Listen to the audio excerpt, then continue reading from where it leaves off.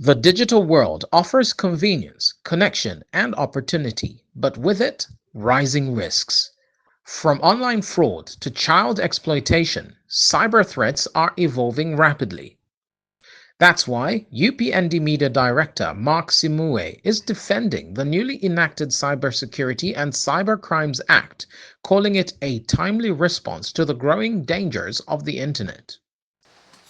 Which country have you ever seen in Europe allows what is happening in Zambia? Because that is, we are glorifying insults as freedom of expression. So you ask them, if you say this law is taking away your freedom, which part exactly is taking away your freedom? Because the law is very clear. If it is bringing emotional distress, you publish or transmit electronic data that is obscene, vulgar, then the same brings that emotional distress on you. This is, friends, protecting members of the public against this acute criminality that we have seen on social media, where many of you are even scared of going online because someone has said they will expose you. What are they exposing? Your privacy. At a press briefing, Mr. Simue told journalists that the act is not intended to curtail freedom of expression, but to modernize outdated laws and protect vulnerable groups, especially children and women who are frequent targets of online abuse.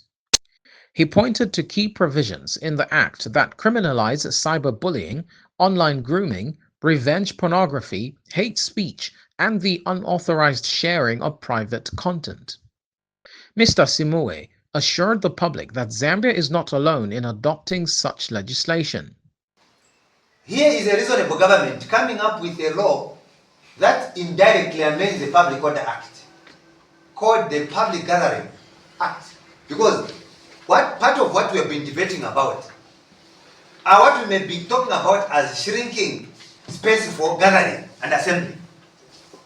Who made submissions? Tonse, Ukwa, and friends. They have made submissions. They have never consulted you. The moment that those two become law, they'll come around and say, hey, you see what we have been talking about? This is how bad they are. But they were part of the process in Parliament. He urged citizens to read the Act for themselves, available on Parliament's official website, and engage in informed debate. Still, the Act has sparked concern among some civil society organizations and activists who fear it could be used to target critics or restrict dissent. The government maintains that implementation will be transparent and the law will operate within democratic principles and constitutional safeguards.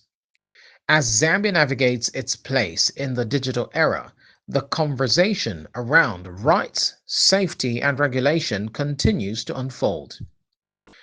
Jimmy Kanasha, Revelation News, Lusaka.